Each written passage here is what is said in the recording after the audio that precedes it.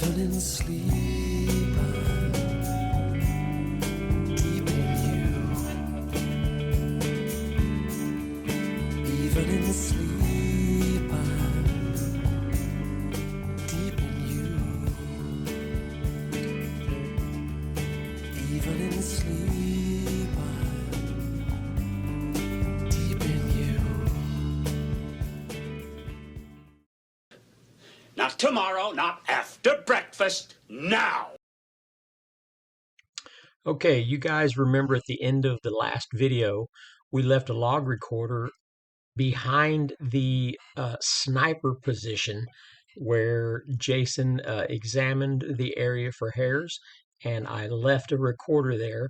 So this next episode is going to be 2 days long, and it's going to involve the recordings captured that night.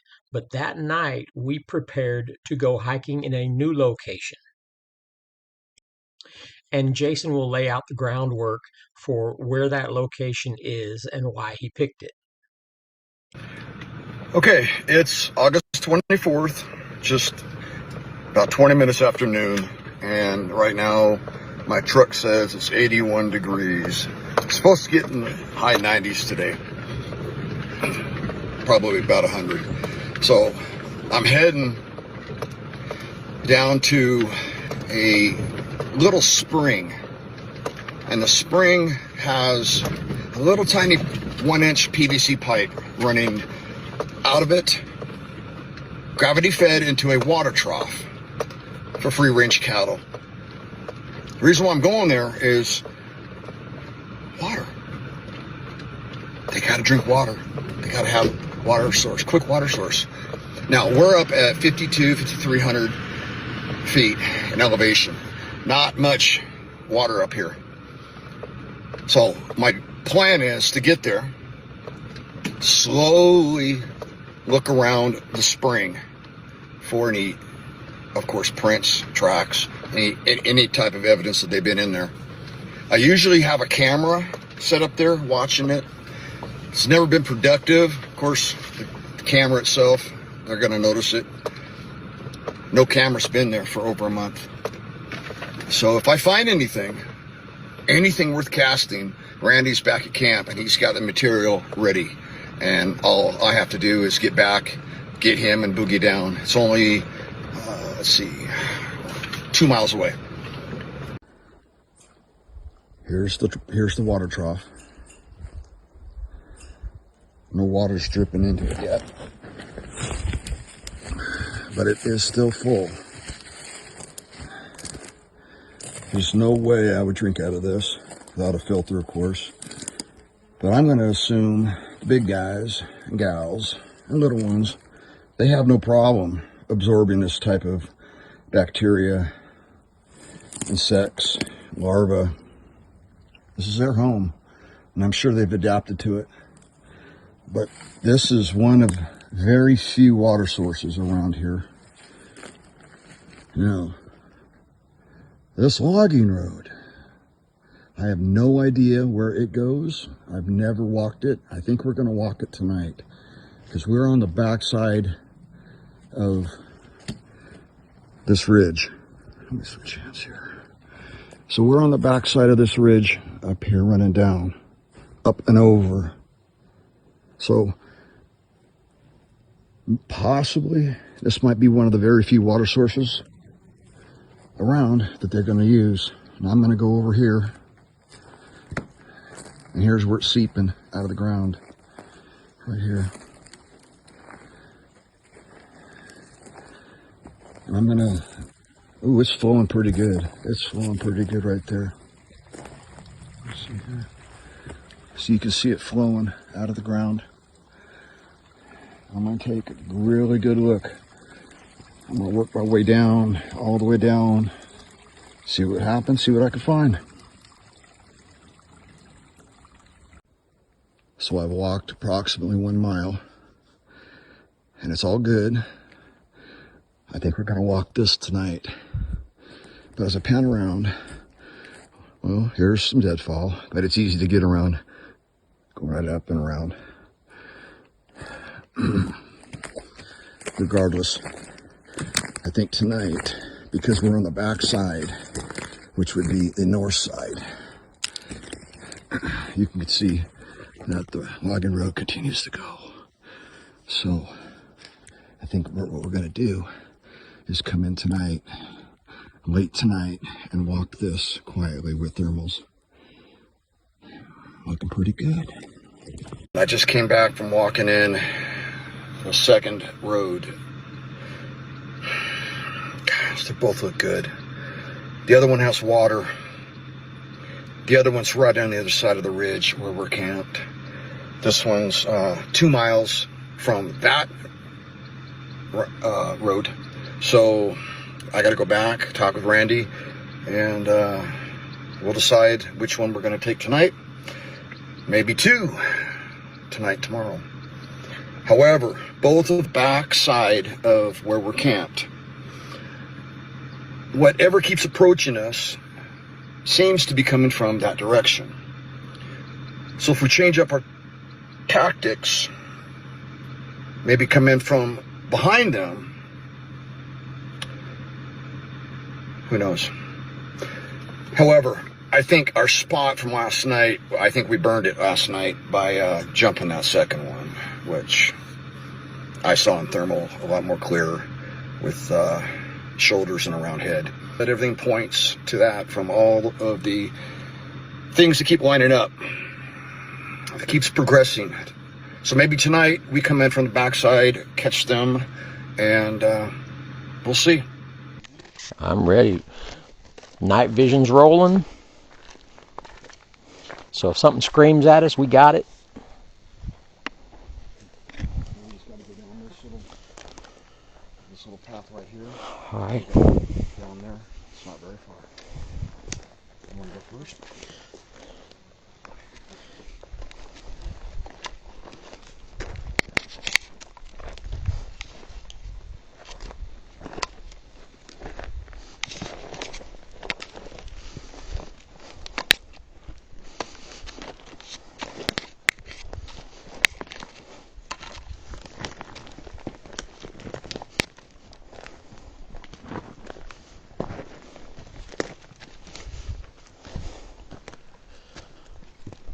Under this tree. Or no, you can just go ahead.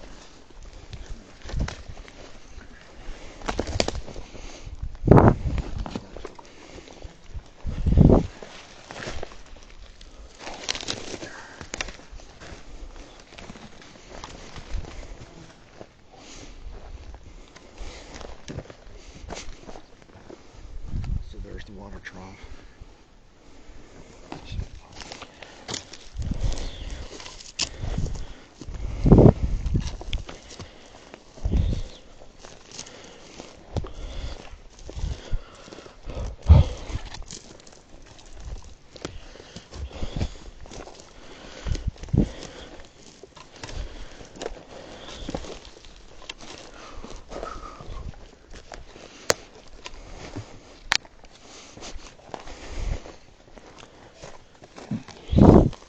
So now it's like this.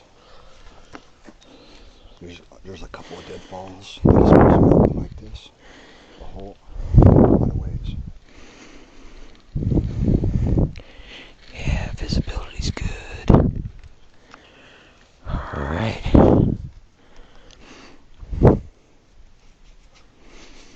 So is this a national forest road? An old one? I don't know, but it's on a map. Yeah.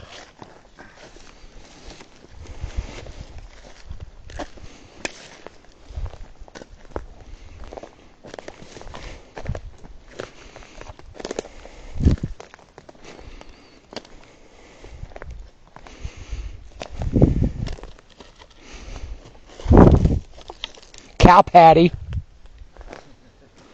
Dried up cow patty.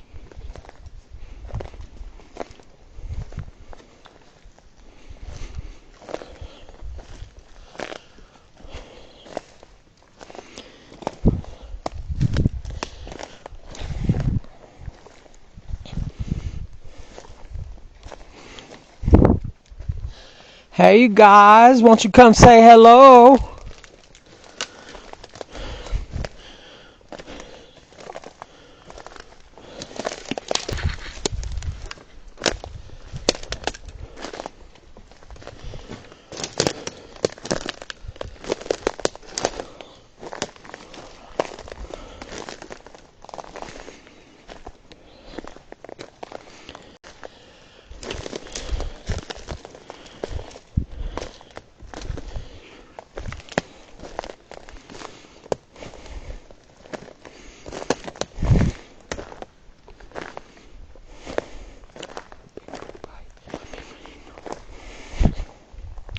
My name is Carmela, and you are my big burrito. Remember Last American Virgin? Man, it's dark. I'm wondering if my two contraptions are interfering with each other. I'm wondering if my two contraptions, my two electronics, are getting a little feedback on one another. On this? Weren't you hearing that noise? No. Well, I thought you were hearing a noise. No. We gotta go past this deadfall? Yeah, there's a trail around it. Oh.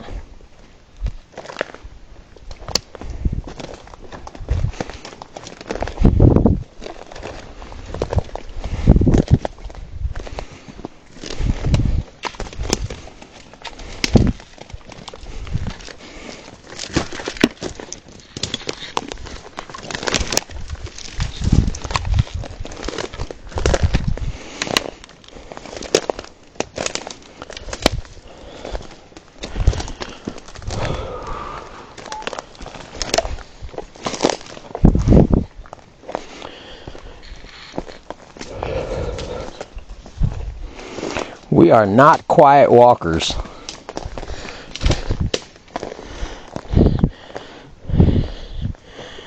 So what's this? Does somebody have a burn pit here? That's not a burn pit. The hell is that? A sinkhole? We could be walking over a huge cavern. And that's just the beginning of the sinkhole.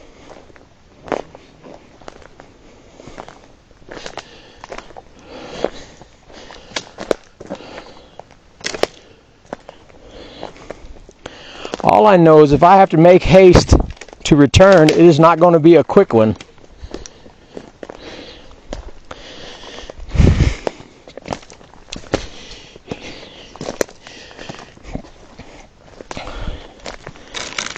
I mean, it's a straight up obstacle course.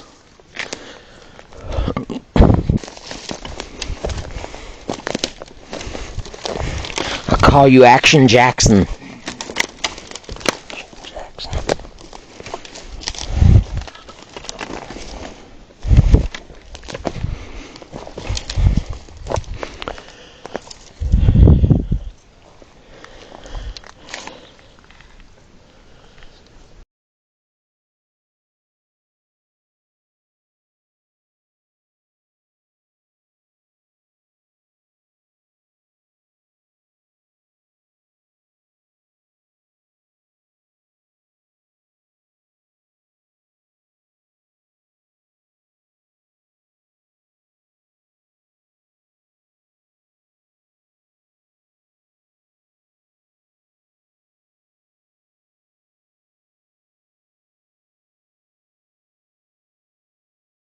What the hell is that?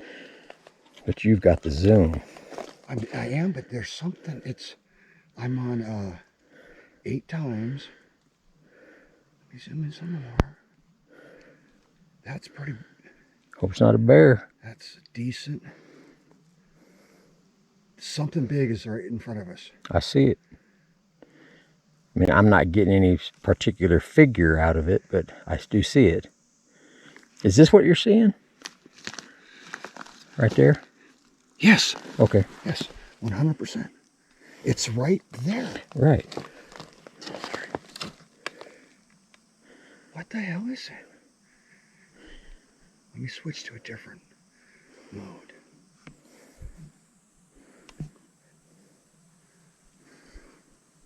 Yeah.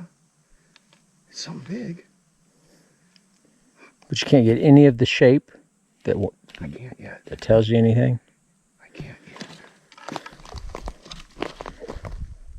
It just moved. It just left. Holy fuck. What the fuck was that? I still see it. Now it's back. What the hell is it? It's moving back and forth. I don't see it moving. Are you sure I'm looking at the same thing you are? 100%. But mine's not moving. What the fuck? Okay, folks, this gives you a very good example as to why you need to stabilize your video camera on a walking stick or a hiking stick so that you can stabilize it. The difference between what I could see with mine stabilized was nothing moving. But with the handheld unit like Jason had, it's hard to you're going to misinterpret movement. You're going to think things are moving when they are not moving because of your shaky hand, and that's what happens here. I must not be looking at the same thing because I'm not getting any movement on mine. What is that shining shit?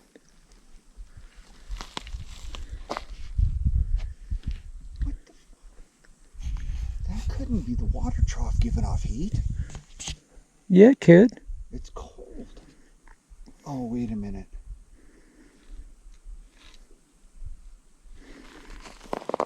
I have to go over this big.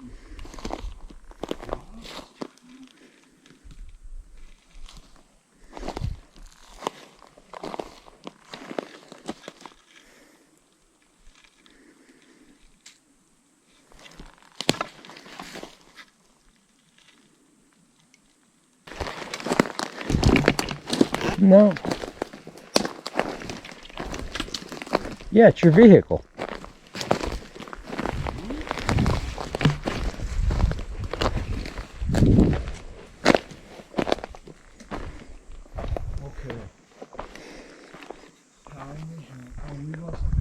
We came up sooner. Okay. Jesus criminy.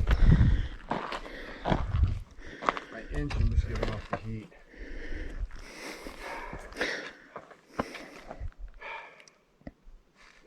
Wow.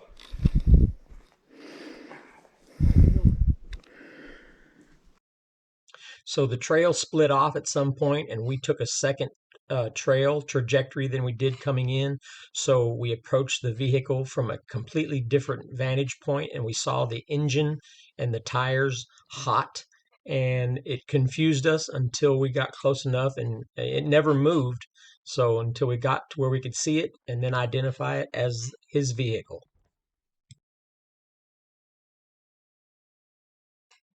So we make our way back to camp, and it is very late. So we ended up just turning in for the night. And the next morning, Jason had to go take care of some things in town. And I stayed out there, collected the audio from the nesting site, and listened to the audio. And that is where we will go next.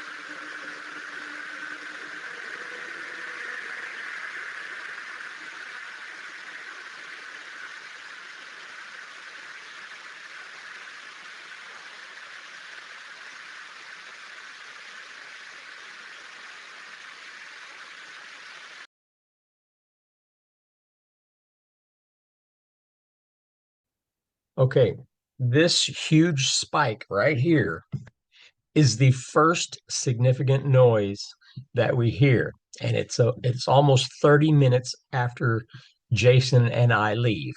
And you can see there's no other sounds on the line. I mean, it is just dead quiet until this moment.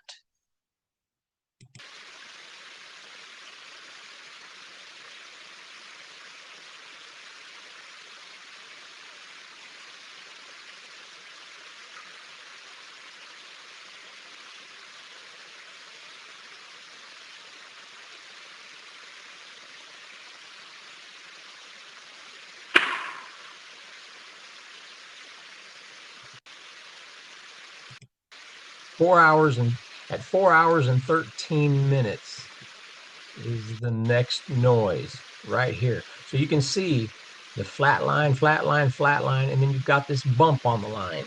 So let's hear what that noise is.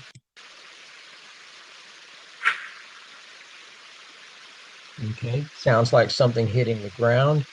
Now we're going to go another half hour to the 5 hour mark. Now there was a couple of little subtle movements in here, like right here. So you can hear that, but nothing significant. Just subtle movements, which barely puts a blip on the line. So it's pretty much flatlined with an occasional little noise until we get to the 5 hour mark.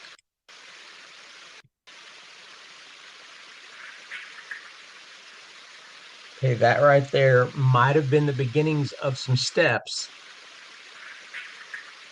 because of what's about to happen next. In just a few minutes later, you have this.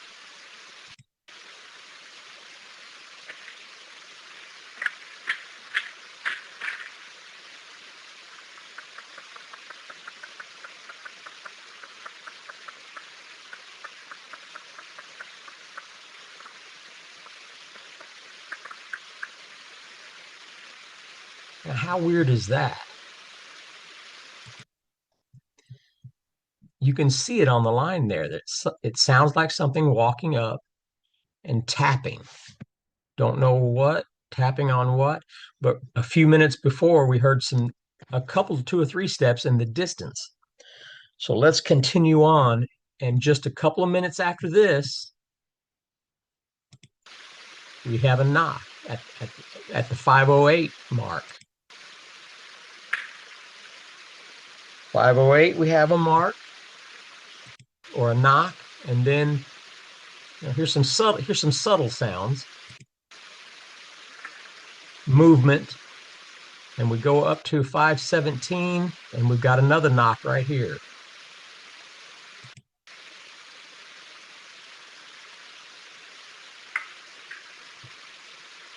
Okay, now we are going to go to the 550 mark. I'm going to bypass any smaller sounds, well, except for this one. See, because they could be anything. They don't mean anything. Right here, we've got a knock. So at 5:57, 7 minutes later, right here, and you can see this barely has a blip on the line. It's extremely tiny. So that means it's probably in the distance, but it does sound like a knock.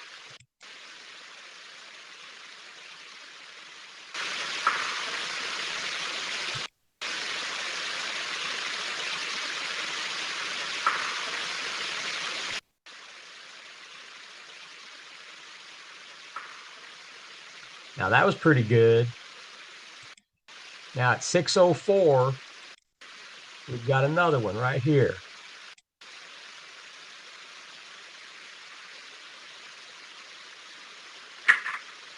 Now that's much closer.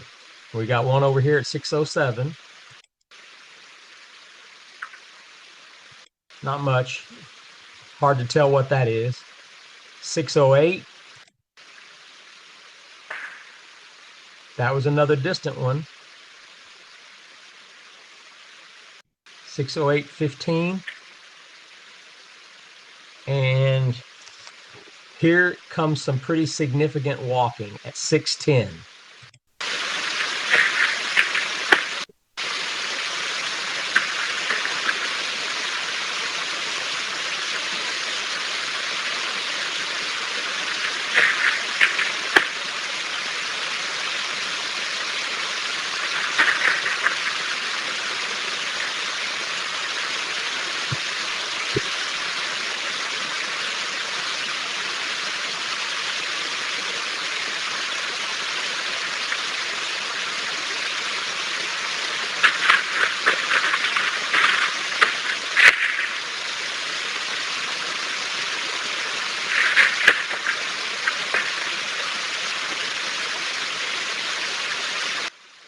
Okay, now the last ones we're going to have in this audio is going to be at 624. Right here, you can see it on the line. Don't know what that was. And then the last one will be at 650. And I believe the footsteps is right before we arrive. So it's just a few minutes before we arrive.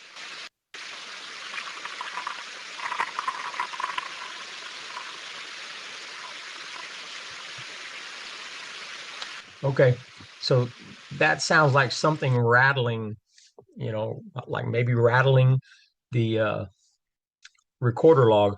But it was about 30 minutes later that Jason and I returned, and you can hear me send the drone up to look around. So those footsteps were just prior to us arriving back to camp. So could they have heard the vehicle in the distance, you know, coming down that road? I don't know. It's just all interesting, and it was right there in that nest area.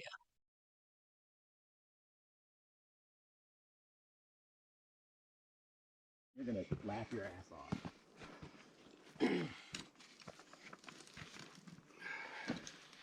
Okay. These are all downloaded not in order. When I punch in titles to them, they just throw them in, I think, in alphabetical order, so I fuck it all up.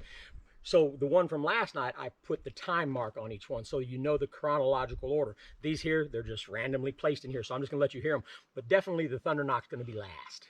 Okay. Okay. All right. All right.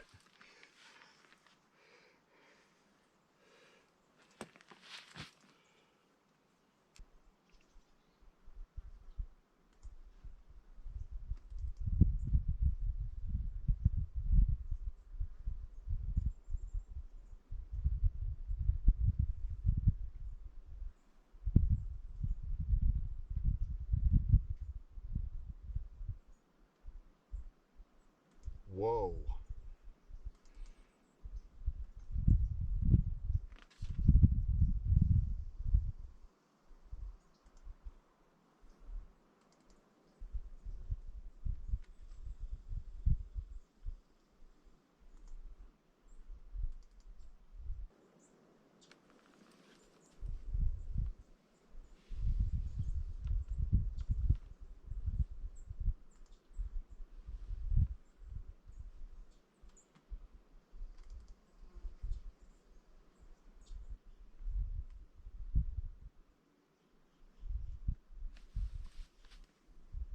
What was that?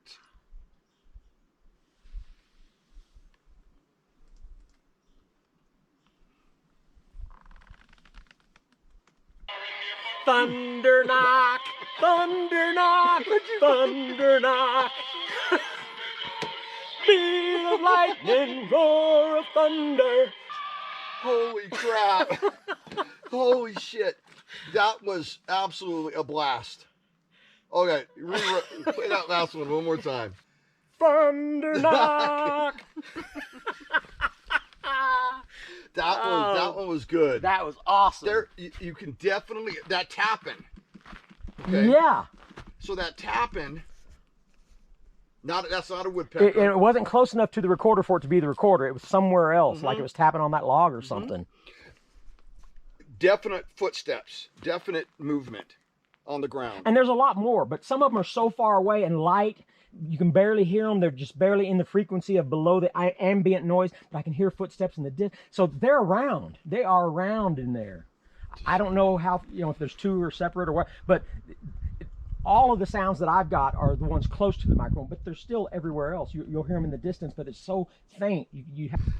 That's a blast.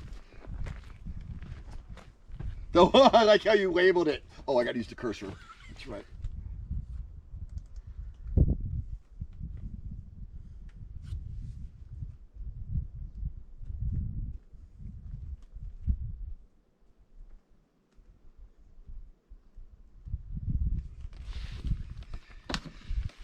Isn't that awesome? That is incredible. First of all, That's nothing that is falling from a tree limb. That's not a, you know. I'm always listening for the before and after noises. You know, because I would like to attribute it to, oh, a bear walked up and snapped a branch or whatever, you know. But I'm not hearing anything before and after. Zero. Yeah. Boom. Zero. That is fabulous. And what are the chances of, after we were messing around in that area, that they would come back in that? And did you see? I was numbering these. Knock number 9. Now, how can you go with that many knocks and have it all be happenstance? Yeah. So, you know, natural occurrences. Yeah, in one small little area. Right. One compact little area. That, you weren't joking.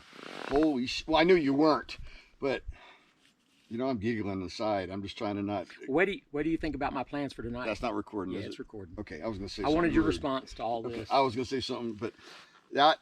Now, I'm gonna throw this out there. You're gonna like this. After the live feed, let's walk. I got the Sawzall set up for you. Let's go down there after the live feed. I'm sure it'll be about 7 o'clock. I'll take a recorder and put it up there around that area. Again, you go on down, cut up that X, clear that X for us. And then you just walk past the recorder and come back to camp. And then somewhere around 10 o'clock or so, you and I will more easily walk that trail. We'll see if removing that X creates a following up there on the ridge, an aggressive following that the audio will capture afterwards. Sounds good. So you can also use it to shave off some of them nubs when you're climbing over a log and you're like, okay, this can stab me. Just shave them to make our trip easier tonight. I call them femur punctures. Yeah. Okay, cool. Is that a great plan? That is a great plan. Right there. Beautiful. So if you have a recorder going constantly just up there at, you know, where this is all going on, if something paces us or follows, that's where they're going to follow us. They're going to follow us just far enough up the ridge and then parallel us. So you go down and cut that X up. If the X means something, we should cause a commotion. Absolutely, I agree. Piss them off. I don't mean to piss them off. Right. But at least elicit a response of some sort. Yeah, my time is running out here. And so this is just one of those things where I'm like, you know what? We've got to take advantage of this. We have the opportunity to verify, do the X's mean something? Yeah. If we get a display, a serious display, then we can say it might be connected to the X. I agree. Right on. All right, I'm putting one of these logs together, the recorder logs, for our final night for the X structure disassembly. So this will be the recorder that gives us any information that we might develop, because of that. We got a little bit of a sprinkle. It's been sprinkling for a while now. A little bit of wind blowing, but Jason says it's going to blow over. And I hope so, because I don't really want to wake up to a bunch of wet stuff and having to tarp everything up.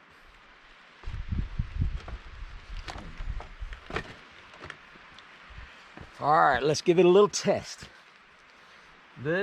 See if we got it. Oh yeah, loud and clear.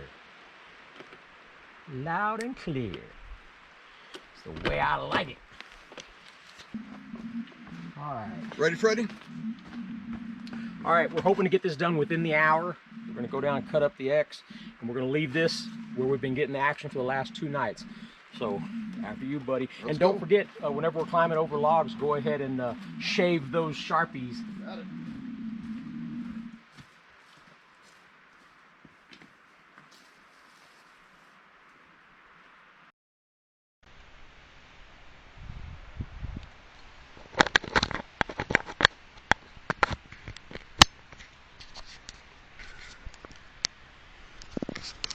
You hadn't got your camera yet? It's sitting in New Jersey. Oh. It says arriving late. Well, hey, here's what I'm going to do. I'm going to go ahead and activate this camera. We've got the Sawzall for you and the log for me. We're going to pick it up. I've got this set to track us. So as we're leaving, it's going to follow us, go to that and dip down. And then I'm going to come back and take it with me. Okay. But I want to get that footage of us leaving, and it looks like somebody's filming us. Okay.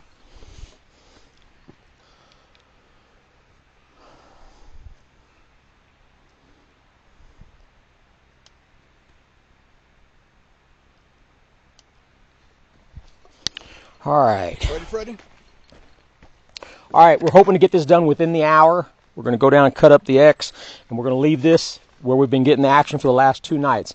So, after you, buddy. And don't forget, whenever we're climbing over logs, go ahead and shave those Sharpies. Got it.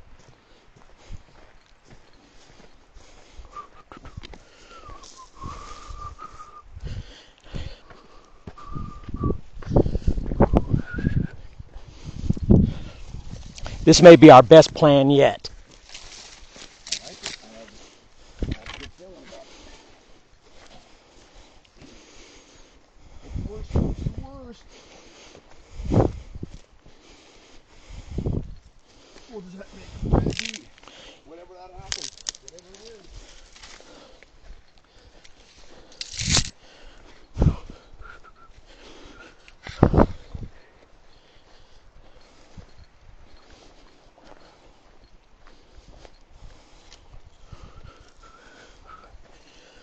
Let me get this cap up.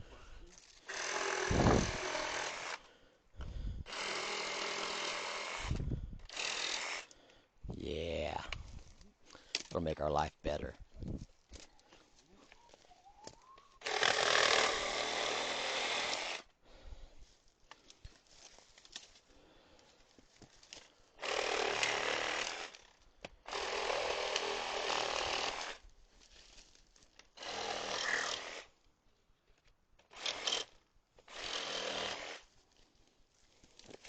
This one right here, I want a crotch knocker.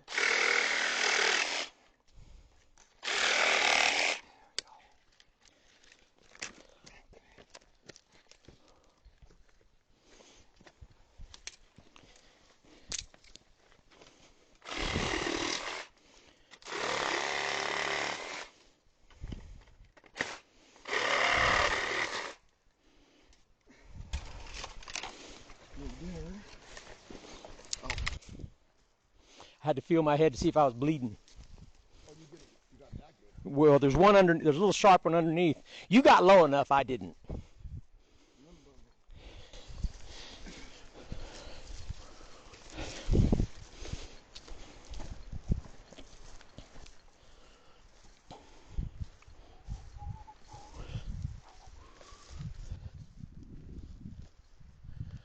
All right, we're not looking for all the same stuff that we've been getting for 2 nights. I don't need 8 hours of tree knocks.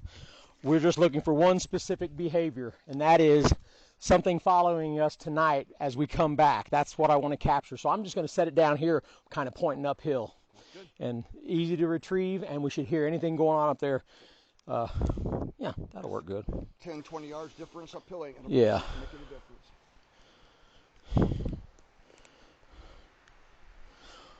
Okay, that.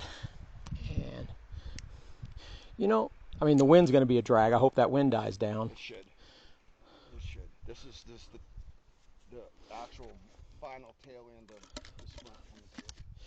We may even have a follower after we're done doing what we do and we come back. You never know. I mean, it could be 15 minutes behind us, but we may already have attracted a follower, which we'll know tomorrow, which is often great to hear.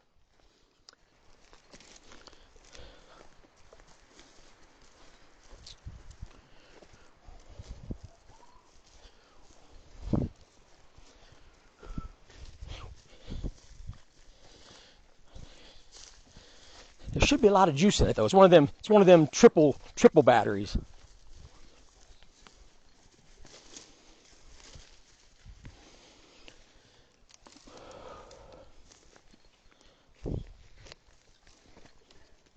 Yeah, there's that spindle that hit my head coming under that other one. You can see, yeah. Yeah, we'll not.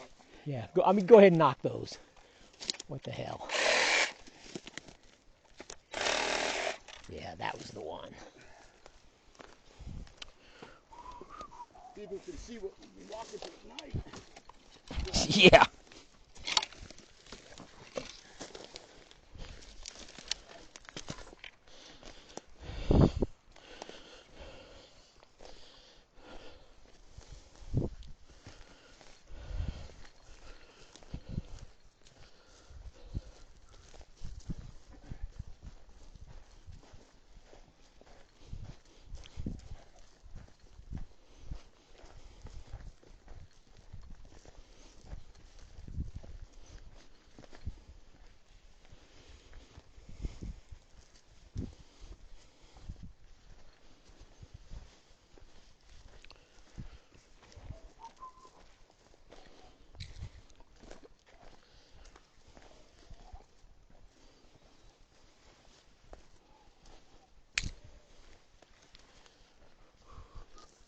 There she be.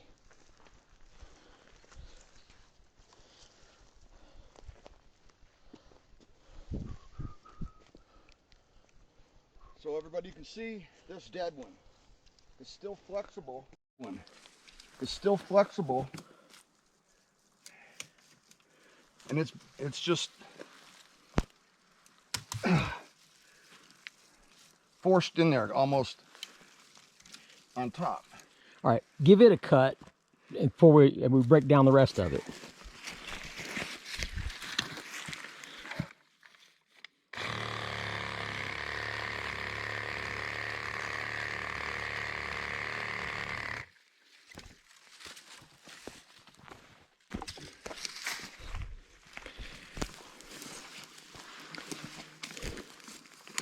Okay, come get a good pick of that.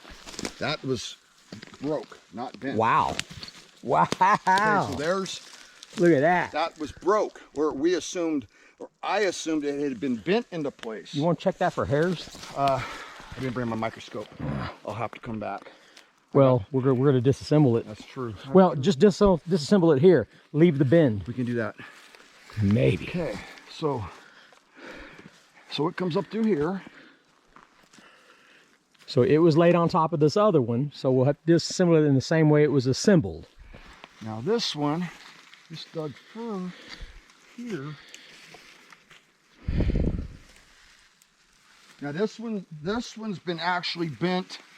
This one's bent, and then this one is... Okay, so this one was put on top of this other one. Correct. So let's go ahead and disassemble this one here to clear the trail, but we'll leave the broken part for examination later. All right. I don't want to go in too far.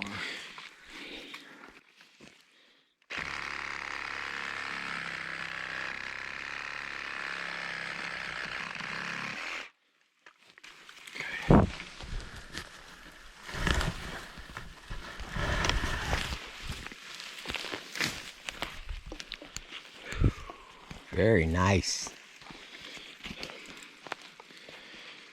So yeah, this one's been bent over, and had it pushed down. And then the other one was broken on top of it. Correct. Since this was not broken, I think I'm just going to cut it down lower. What do you think? Well, or just I mean, anywhere in here, okay. less diameter for the blade to have to go through.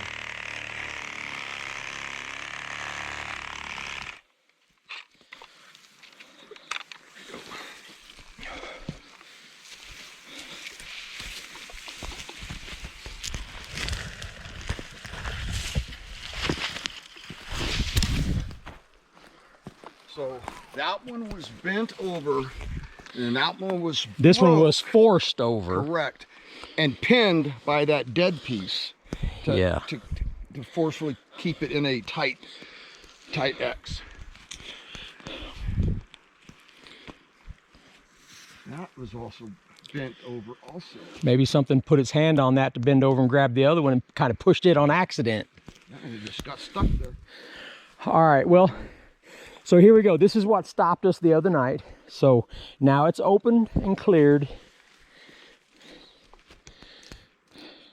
And from this point on, we've got one more little thicket to go through, which is right up ahead. And then it opens up, And like then you there's said. beautiful open areas Okay. to observe. So All that's right. it. Well, there you have it, folks. This could be the key to some activity on the recorders tonight. I'm going to come back here once we drop this off, and I'm going to come back and look for hairs around that broken crack. Perfect. Take your time.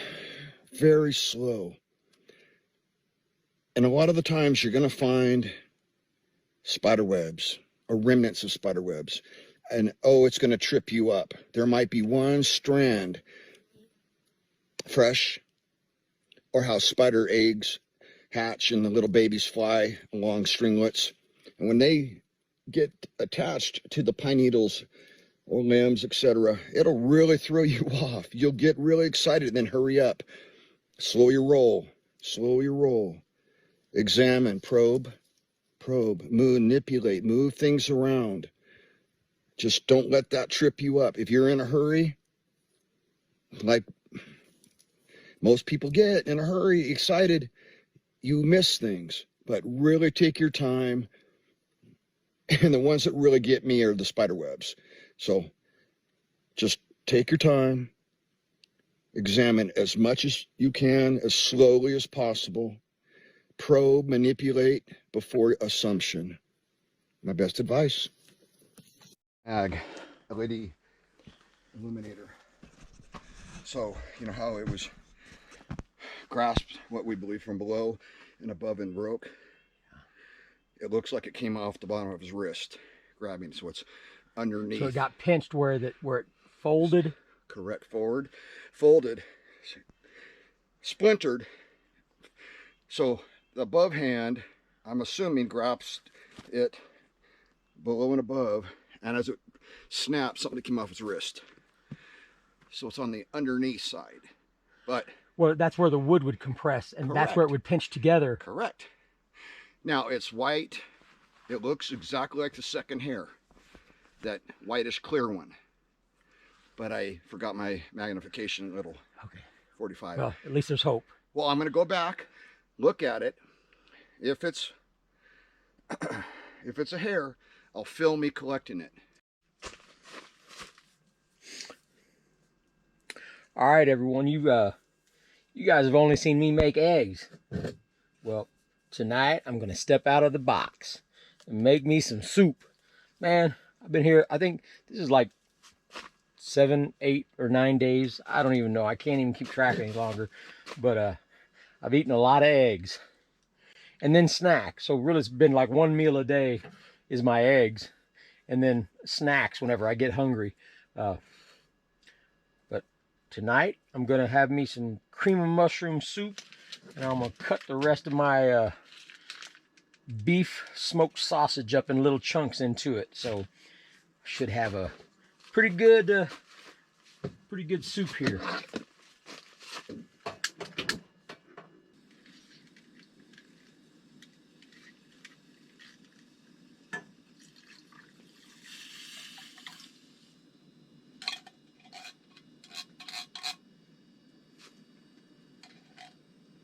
Y'all let me know if I'm doing anything wrong. I'm really not a cook. I can warm up some soup, as long as it doesn't get any more difficult than that.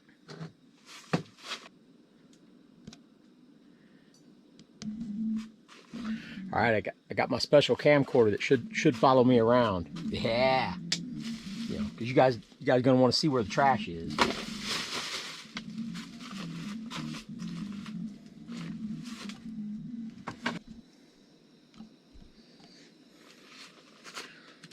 Look at the size of that sausage. It's gonna go down good. And it's pre-cooked. So if you want to eat it cold, I like my sausages pre-cooked. But it should add a nice little something to my soup.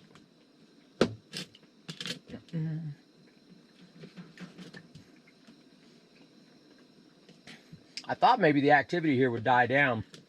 And so I was thinking to myself, you know, maybe I got a couple more days in me. But Jason's going to bring me out a few more groceries tomorrow. And I'm just going to have to reassess. I mean, as long as things are happening, I really need to take advantage of it. I'm kind of open-ended on the back end where I can stay if I want. You know, I am getting a little homesick, so that, you know, you got to take that into account. And it is going to take me a couple days to get home. So it's not easy. It's not easy being me. But there was so much audio on the log that we put out by the place where we caught that juvenile squatch, probable juvenile squatch. There was so many knocks and activity and footsteps around that location, because I'd like to go through another night of that kind of stuff, just because it's exciting to hear. It's looking a little soupy. I was probably supposed to add milk, but that's on me. I don't have any milk. I think it'll be all right. You know, after 7 days of eggs, it'll just be nice to eat something different. Turn it down a little bit. Put in a little pepper. A lot of pepper. A little bit of salt. No salt. This is no salt, so no sodium, but it's got all the flavor. All right, now we just let it baste.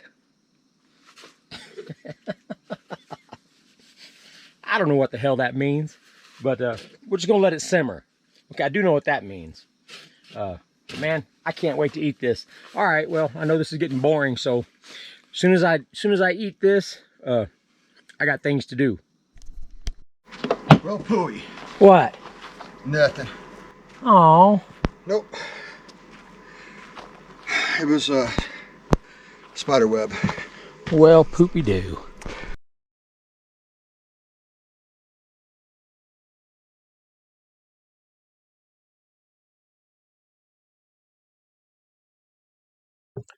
All right, friends, we're getting close to the final stretch of time spent in this location. But before we get to the night hike and the audio recording that does indeed have something interesting on it, but before we go out to the X structure location, I want to show you the campsite, what it looks like at that end, and I'm going to show you the rest of the interview with K.S. Brooks because she is talking about that area behind the campsite. And I'm also going to be interviewing a gentleman named Miles who had an experience in the same campsite, same location of something coming in and circling his tent in that same location, all coming from that thick area to the east of the campsite. So let's get into their interviews right now, and then we will finish up with our night hike and audio evidence.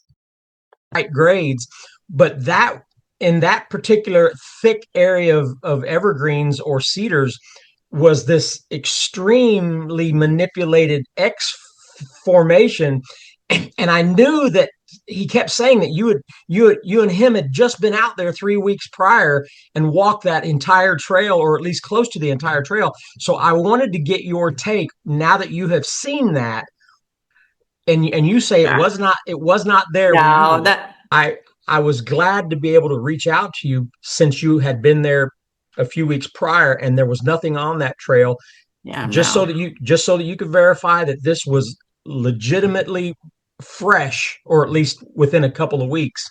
Well, I mean, and And it looked fresh too, the way, just the integrity of the wood or the core of the tree after it had been bent. I mean, you could see that it looked pretty fresh. Um, no, the most that I remember is fallen logs. In fact, I caught my shoe on one as I was going over it and face planted. Not proud of that, but I mean, that's what I remember is just all the junk on the ground. And so to have something like in your face across the trail like that, I definitely do not remember that. I lived in the wilderness alone for like 2.5 years, and I would get the feeling something was watching me. And then, like, later that day, there'd be a moose in my yard or a cougar. And so I feel like my intuition is pretty in tune. Um, it was the second night we were camping, and I can never remember this guy's name, and I feel terrible. He came and he brought his tent and he set it up closer to what you guys call Kelly humps, which I've always called tank traps. Um, and I just said, I don't think it's a good idea for you to put your tent there. Because after Jason and I went for that hike, it was one of the first things we did when I got there. When I came back, I just kept getting the creeps from the entrance at the Kelly humps. And I told the guy, I'm like, I don't think you should set your tent up there. And then the next morning, he said he was up all night because something was walking around his tent. So, I slept. was that gentleman's name Miles? Yes, it was Miles. Okay. Um, Yeah. yeah, Have you watched any of the videos that I've put out so far? I watched some of them. Did you Yeah. see the picture that we caught? The game cam picture of something right behind that first Kelly hump? Yep. There's something going on there. Yeah. Well, my intuition was like, stay away from there. And Mark had his camp set up. And I know Mark was not there when you were there, correct? He showed up just for a few hours one Oh, afternoon. okay. So he had his camp set up further away from the Kelly humps, and I was sitting across from him, so the Kelly humps were to my right. And just the whole time, I was kind of like inching away from it because was giving me the creeps. I've had a lot of experiences, but I've also had a lot of experiences that I've made up in my head when I'd hear a noise, and it becomes an experience even without having any kind of evidence to back it up. So there's a lot of times. One time I thought I was being walked into. I had my parabolic on and I was listening and I heard something walking. And I mean it was crunching through the leaves and it was making tracks. And I was like, it's heading right for me. I was like, it's coming. And I'm listening to it and listening to it. And over time I'm like, it should have been here by now. It's moving so fast and it's walking through the leaves. It should have busted out a long time ago. And eventually I see an armadillo come out of the brush on that side that I'd been listening with my parabolic, and the way it sweeps its nose sounded like footsteps. So Oh, wow. so I understand that when people hear things, you can easily make it be what you want it to be. Because Yep. I've done it myself, especially when you're around a group of people and then everything becomes Bigfoot and the stories are creepy and it really becomes an atmosphere that you kind of bring it down yourself and then and you kind of whatever happens becomes a Bigfoot thing. I try to stay serious even though I can get confused at times and misinterpret For what I'm sure. hearing. I But yeah, you watch these videos, I'm telling you, we were getting visited almost every night by something, and there was something messing around the table next to my. I was sleeping in my vehicle. We got the hairs off one of the logs that the game camera was in, Right. and then we caught another picture with the other game camera over the Kelly hump. We got a couple. So, on that note, folks, uh, all of the activity that seemed to have been originating around that east end of camp in that thick area along the Kelly humps, let's get into Miles' interview. He's the gentleman who brought in the tent that K.S. Brooks discussed and had something happen while he was in the tent. Let's hear from his point of view what happened that night, just a few weeks prior. Okay. Yeah, I mean, this is not going to be very uh, labor intensive. We're just going to go. We're just going to go over a couple of things. First of all, it's nice to meet you. Yeah, it's a pleasure to meet you too. I've heard your name mentioned quite a few times by Jason, and he spoke very highly of you. Don't know if that means anything to you, but he spoke very highly of you, and I speak from, highly of Jason. and from what I understand, what I want to do here with you and what I've already done with KS Brooks is that you guys had already established things that were going on there way before I got there. What the things that happened while I was there was just a continuation of what you guys had already established. And I just want to make sure that everyone is aware that specifically that end of camp, that there was more going on there over time before I even got there. So that would involve you. And I have thoughts. I have thoughts just generally on that, and it's just through studying habituation sites and getting results like the ones you and Jason ended up getting. Being in that spot, I think, for a certain amount of time. We just got there at the beginning. It was when after I had fallen long asleep, which I think I've told you all about, and my tent was in pretty much that same eastern spot where your kitchen tent seemed to be, right where it gets to that little hump. I had woken up. I didn't check my phone until after it was done, but I woke up and I could just hear creeping footsteps right on that east side kind of bank. After it was done, I checked my phone. It was about almost till 3 a.m. in the morning, but I just wanted to report it to the people in the morning because I just sat there in my cot and it just seemed like very nice, slow stop, do a couple, slow stop. Bipedal seemed like it to me. It wasn't like really sneaky, but it was noticeable, and I just sat there and listened to it as long as I could. I wish I had like a periscope or something out of my tent wall. I kept thinking I want to look and see what's going on, but I don't want to spook whatever's out there.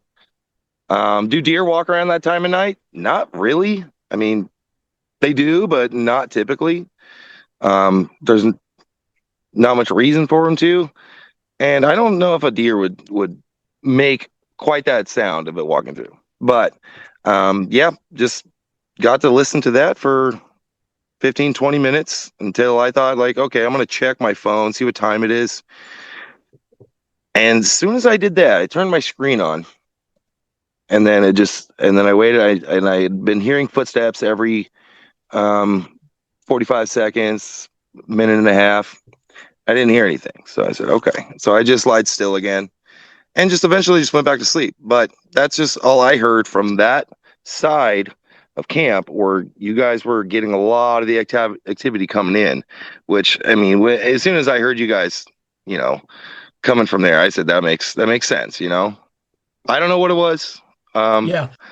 Well, I do want to say that people listening to this and all of the stuff that did go on while I was there, that is certainly where things came out of, because that's Yeah. the most cover. Those Kelly humps with all of that thick foliage, that's the perfect cover that they can creep right up and peek over that Kelly hump. And so that's just something anybody that can take away from this. If you have an area like that outside of your campsite, give it to them. Don't Yeah. march back in there and violate that space constantly, because if they're watching from a distance, they're going to that means you're unpredictable. And if you're unpredictable and they don't know when you're going to walk down back in that area, just looking around and shining your light around, well, then they may avoid that area because they don't. But if you don't go back there at all for in a matter of days, then they might say, well, that's where we can come in. So I mean, Absolutely. you really have to work on giving them what they need. If they need that cover, give it to them. And so I think we're learning something as we go. But also, you mentioned how even the turning on of your phone light, the Yeah. glow of a phone light, ended it. And I'm Stop it. telling you, that's when I'm laying in my tent and I've got my headset on and I'm here, I don't want to move. I don't even want to jostle around because too often it ends. I want things to play out. I want to see what Yeah. it's doing. I want to see, is it going to rummage through my stuff? And if I make a move or if I make a noise, that often ends it. If And it's our the beings that we think is prying around our camp. And when I had my encounter down at Chickasaw Park, I witnessed the behavior of that big one looking over my truck, and I could just see the nervousness, the anxiety, and the nervousness of looking at that tent and just almost like he was about to duck. If he needs to duck, he was going to duck. And it's to witness the kind of anxiety and nervousness he had about the tent, I've carried that with me the whole time, because now I'm going to assume that it's species wide. Even though they're compelled to come around and check our campsites out, they seem to be very nervous to sound and movement. And of course. so keep that in mind when you're doing stuff. Set your trickery up with your cameras and stuff. But if you want it to continue, don't move a muscle, because they Absolutely. need to think you're asleep. And I think it thought I did, I mean, if it was one, but you're absolutely correct. And I just think because Jason started that in late July and continued it throughout you guys going there, the predictability, I think, is really key. And the long-term predictability that, especially Jason kept staying there and going there. It would only make sense, being a seclusive, very, very, something that is very cautious, right? human beings typically are very unpredictable, most of us. But with that intention, I think it gains results like the ones you guys had. That thermal video, talking about the peaky hidey stuff on your fourth video is awesome. I was watching that the other night, dude. I had goosebumps because I knew exactly where that is too. Me and Jason had walked in there, and you guys described it very well. I know it's easier for me because I've been there, but that video was amazing. How It was awesome. the peaky hidey, that is incredible. And I'm so glad that we saw that rabbit that night so I could show people how a regular animal behaves. They don't behave at all. Yeah. Yeah, and just showing, even Jason, the control test of Jason on it, how it looks in there. It's very clear to me, the head and the shoulders. And it doesn't need to be said, but I'll go ahead and say it. I know Jason's not some hoaxer out there. And if you guys are out there, I'm like, that's not just some other dude out there. I am 100% sure that I cannot be hoaxed. I've done this long enough that you will not hoax me. I mean, you can try, but if I catch you, you're going to be embarrassed because I will embarrass you. So let that be known that I am 100% sure that I cannot be hoaxed by somebody out in the dark in the middle of the night with all of my equipment.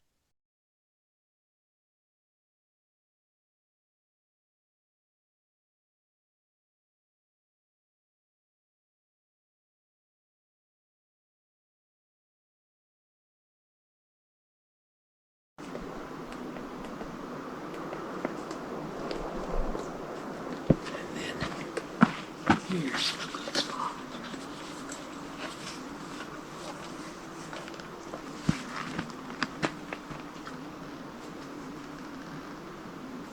All right.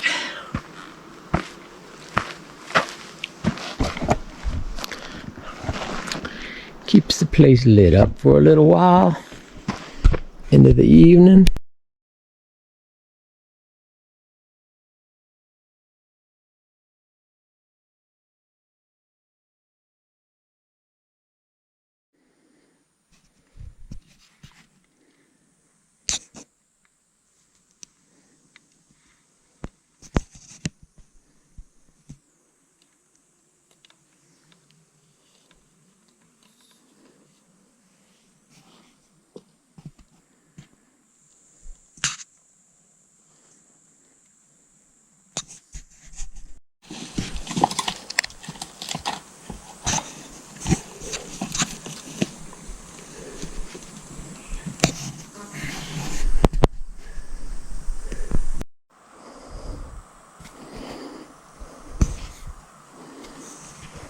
Are they tasty?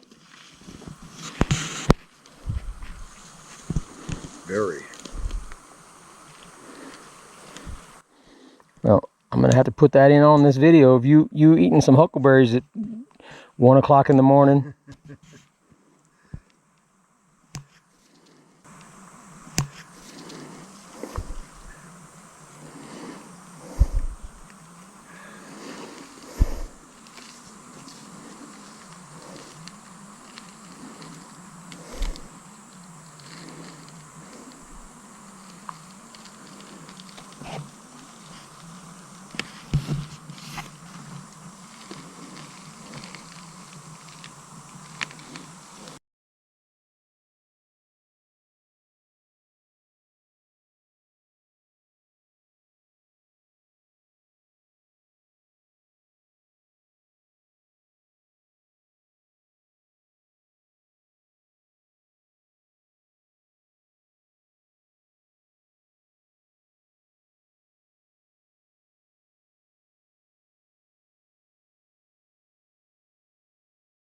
You will see this was our last hike, and it involved what we had hoped would be possibly being followed or shadowed or paced out of an area that involved an X structure. Needless to say, I don't think the X structure created anything extra. I don't think it meant anything to us. My theory is that things like X structures and knocks and rock clacks and things like that are not necessarily communications with us. I don't even know why they would assume that we would know what their communications using wood structures are, whether it be glyphs or tree bends or X's or whatever. Doesn't make any sense to me logically. It does, if it is created by them, then it's to me it's logical that it is only communications amongst themselves to each other, whether it be to their young ones to stay out of an area or whatever. But just because it happens to be in a place where you would perceive it to being a message to you doesn't make sense to me. And nothing happened this night. Remember, we cut that X out of there. I would have thought that if it meant something to us to stay out of an area and then we remove it, then we would get some type of evidence, display, vocals, anything, something. But we didn't get anything. And we walked way past that X in the middle of the night, didn't get anything because of it. But we did continue to get some noises in and around that nest area. So let's continue listening to this audio and see what we can come up with. Okay, so this is the 12-hour stretch of time. I'm going to stretch it out so that we can have a little more manageable stretches of time. So here at the beginning, it's just us. See where it's at? Looks good. Pointing uphill. Looks good.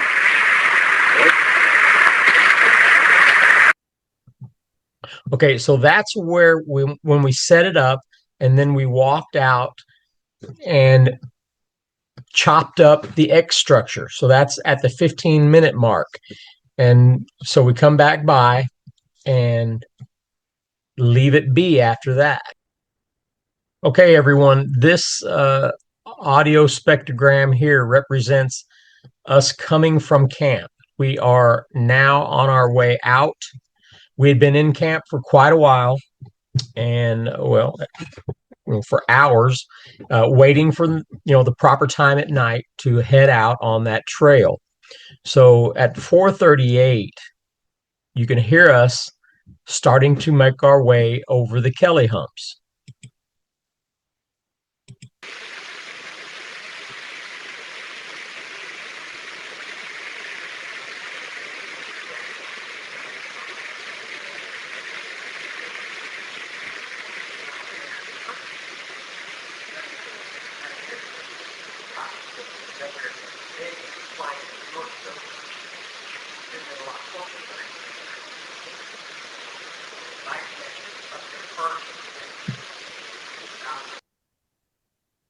And here at about 4:38 and a half, you're going to hear a whistle.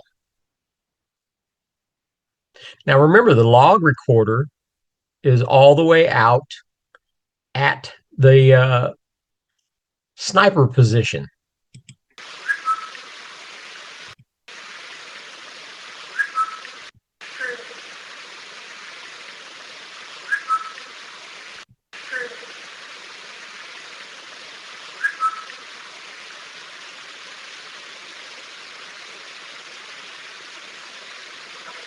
And then here we come.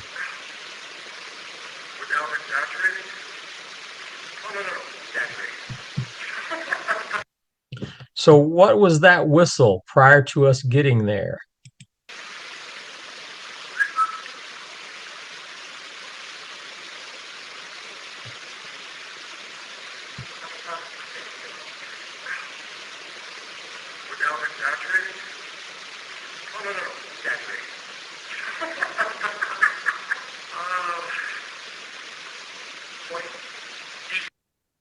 You can tell that it happened very close to the microphone.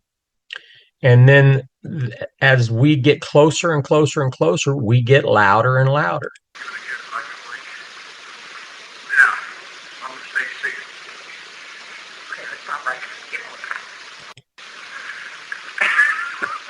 Come to Bartertown. You got old.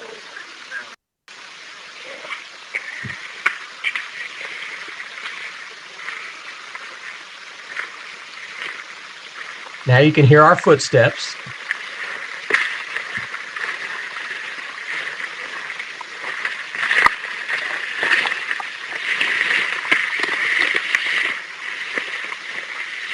And then we're right on top of the recorder. All right, Junior, you got that rock ready? Just stand there and hold it.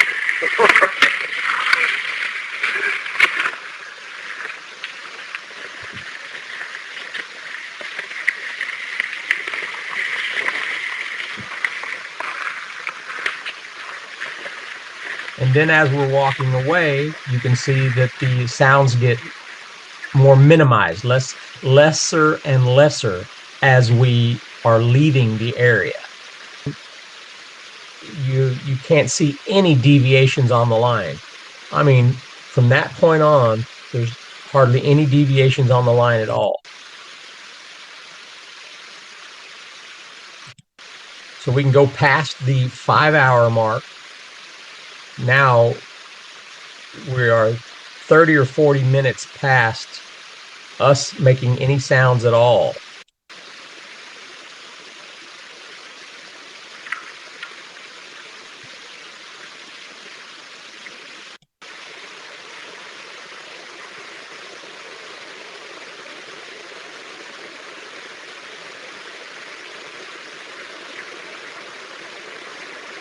So at 5:16,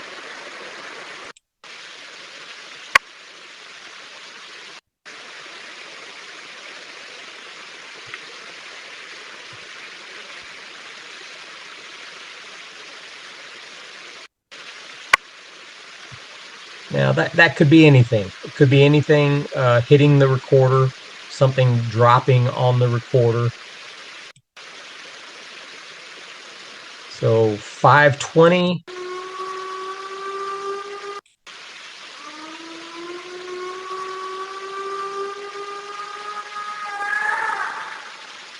Okay, folks, that was me. We had made it all the way out to that open field, and we were sitting on a log, and we had sat there for a while, didn't hear anything, so I did a holler, and that was me a long ways away, just to show you how good these recorders are.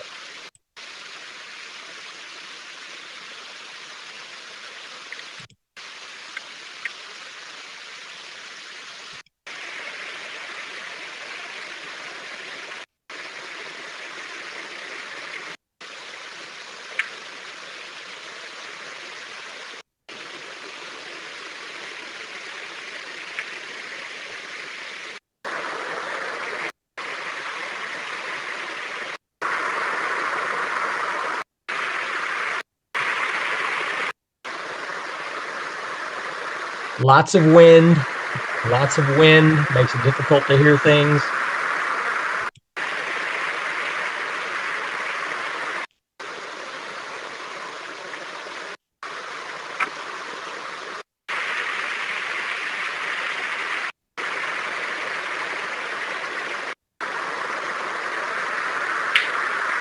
Now that was interesting. That within the wind, I mean, could the wind have blown a branch off? A branch broke?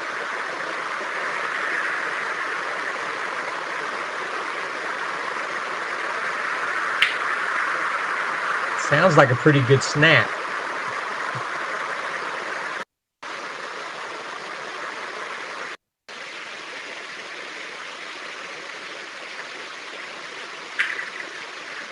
That sounds like a pretty good movement.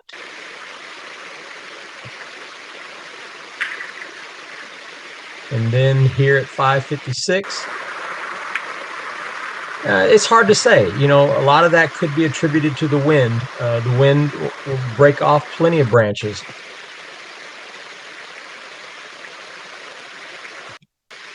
Really an uneventful stretch of time. Here's another spike. Now that sounded pretty good.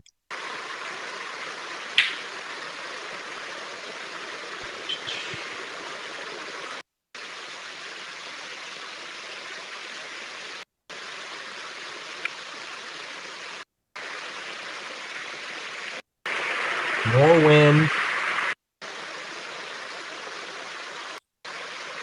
I'm only going to stop and listen to the spikes.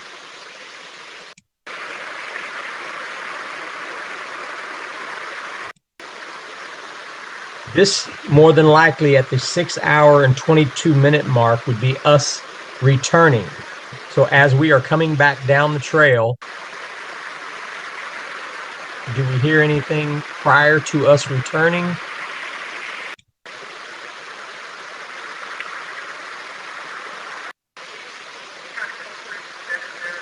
Yep, that's us. So you can see us on the timeline getting louder and louder as we approach.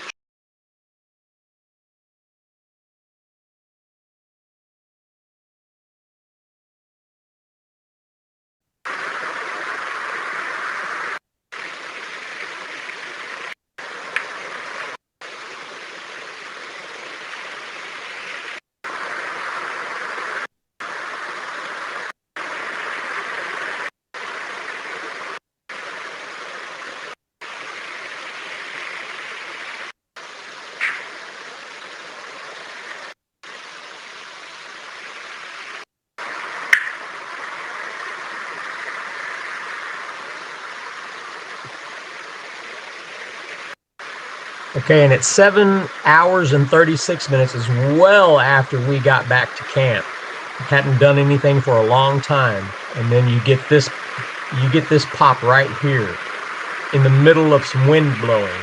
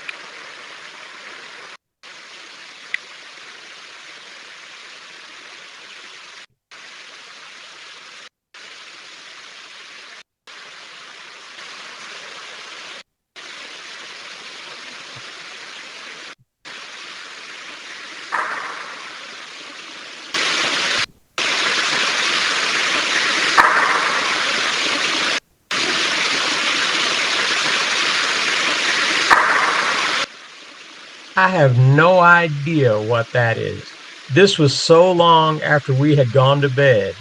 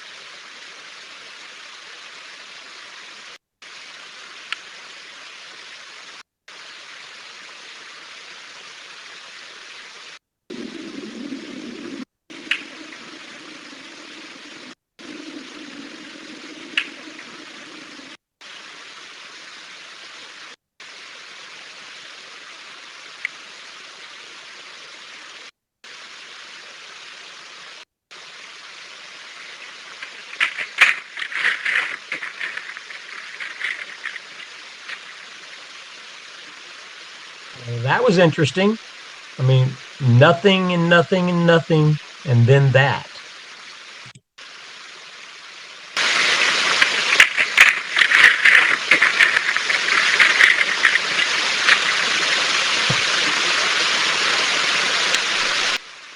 I mean, 9 hours and 9.5 hours after we set the recorder out, this had to have been about 5 in the morning. And we had been asleep for about, I don't know, 3 hours at this point.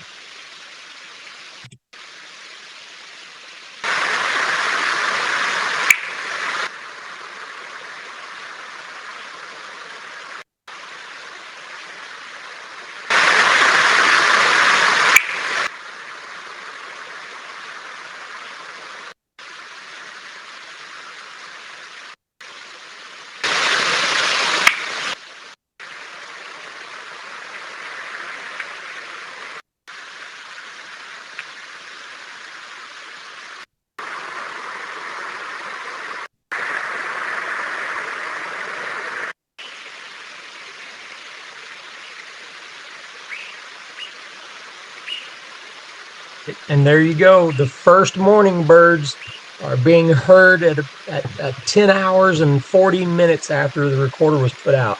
So I'm assuming this was about 7 in the morning, 6:30 or 7 in the morning. So, all right, here we go. There we have it.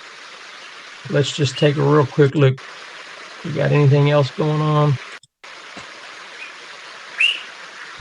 Bird. The forest is waking up.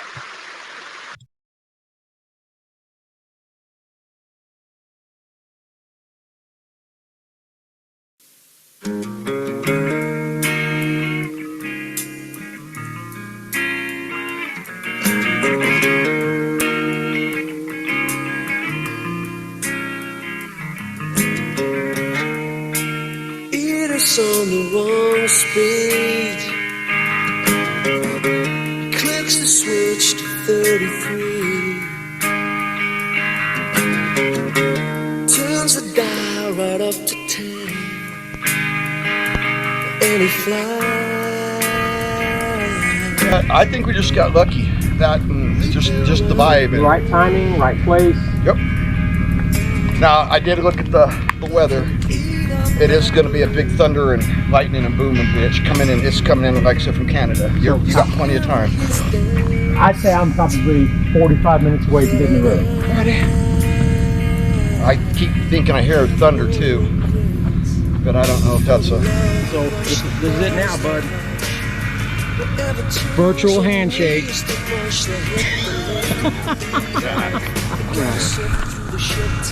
Let's not make this be the last. It ain't gonna be the last. This is the first of many. And whether it's here, there, or wherever. But welcome. I love it. All right, buddy. Hey, let me know when you can get back home. Let me know what you find out the audio. Yes. And we'll just take it one step at a time.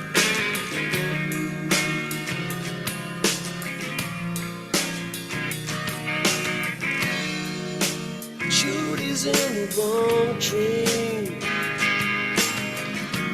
Just can't get back where she's been. A second pair's just kicking in. But she slides. The inside starts to boom. A very young cartoon. Bubbling through her veins. Shuts her eyes as reform begins. Did it for the love, the rush, the buzz, the hush.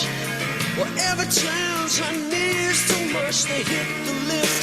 Even if she's gotta sit through the shit to get to the twist. The smile her high like it's her last line. She'll never get another try. Do it loud, do it for the ride, for the here and now.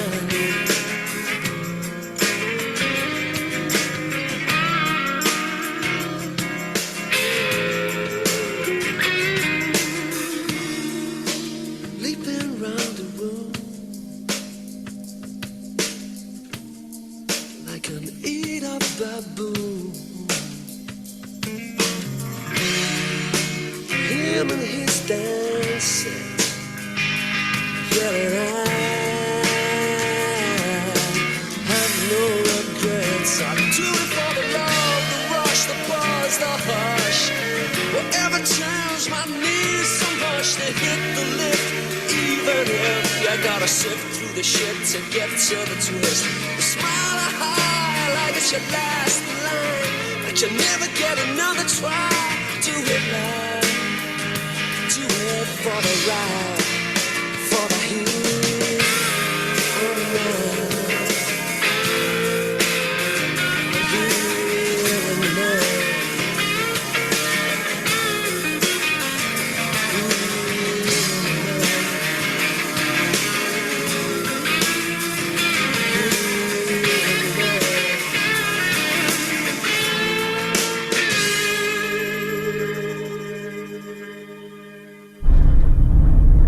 My GPS is routing me home on Highway 90, which is taking me through Coeur d'Alene and the panhandle of Idaho. Last time I came through here was several years ago, but it was at nighttime. So the view at night, nothing. All you see is, you know, basically what's on the sides of the road. But you owe yourself to travel this during the daytime because the views are just spectacular. Just the forests, the greenery, the mountains, the hills, just lovely. I am sad that I made this trip in the darkness of night because now I see what I missed. Just so pretty. I wish I had more time. Hell, I wish I was younger, because then I would have more time. There's a lot of road work going on, so, but man, if you love scenery, then this is the trip for you.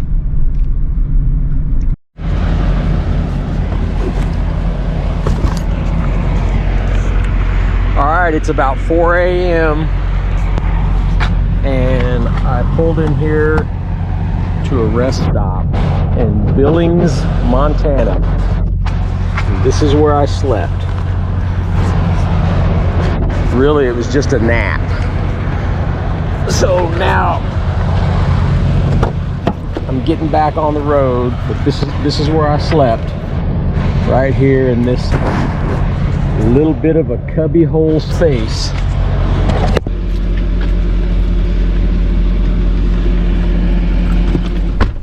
You can hear a lot of diesel trucks. There's probably 50 diesel trucks out here and they're all running. So it wasn't easy, but man, I was dozing behind the wheel last night, so I feel like I'm rested. So I'm ready to hit the road again. I've got about 15 hours to get home, so we'll see if I have to stop and rest again.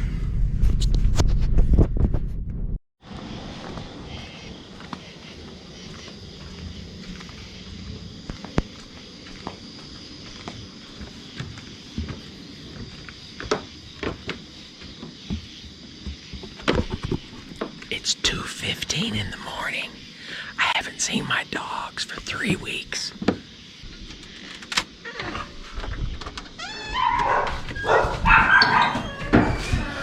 Hello. Hello.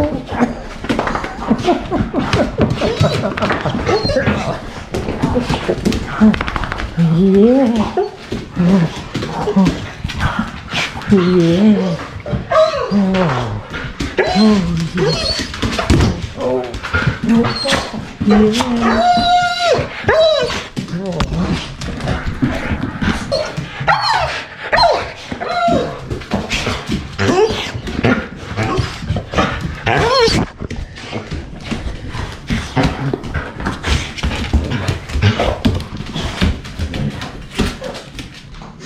All right, everyone, I arrived home last night about 3 a.m.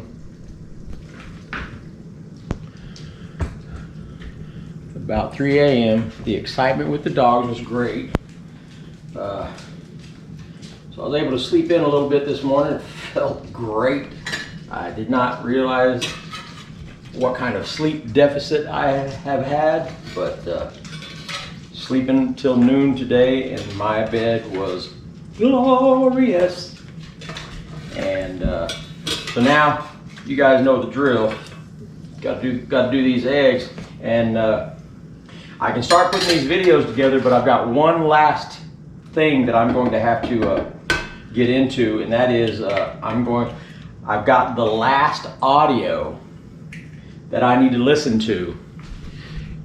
It was the audio that we had laid on the trail that last night that Jason and I walked. So we walked pretty far past where we cleared the X. We walked way back. I think we walked a mile out into a field that had huckleberries, a lot of huckleberries. And so we sat there for a while, chit-chatted, watched the area. Didn't have anything happen, but then we came back by the log that we had set out. So basically, I'm just going to be listening to that log and try to determine if there was anything going on above us, whether pacing us out or pacing us back to camp. It's one of those things you won't know till 15 minutes after we walk by, and you'll hear us walking by because we're chatterboxes. So you'll hear us walk by, and I'm hoping to hear movement coming in following us, because it was pointed uphill off the trail. So that's where you would anticipate being paced, even at a distance. So we'll see. That's the last thing that I've got to do, and then I can start putting some of these videos together. But hopefully it'll have something on it too. I mean, all the audios have been great, so I wouldn't. There's no reason to believe this wouldn't have something on it. But it sure would be nice to hear an obvious follower after we come through and go into camp. One of these days I'm gonna give up that game. I need a little time for things to fall into place. Everybody needs a little time. Just another heartache on the Heartache Express. One of these days I'll get away from this mess. And in your Wednesday makeup and in your Wednesday dress, you add a little dream to my day. What would you say if I said tonight I'm going out? If I said there seems to be no doubt, if you came along, you put some right back in my wrong. And I feel like a fool, I feel like a clown, as I wait for you to make a sound. The word of lie, when you're around, I subside.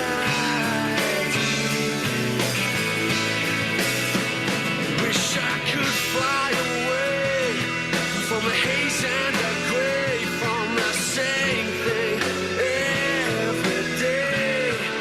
Where life ain't naive, where I can breathe, but I need a quiet world with my dreams. I need some tricks up my sleeves. One of these days, what will you say if I said tonight I'm going out? If I said there seems to be no doubt, if you came along, you put some right back in my wrong. And I feel like a fool, I feel like a clown, as I wait for you to make a sound. The word of lie,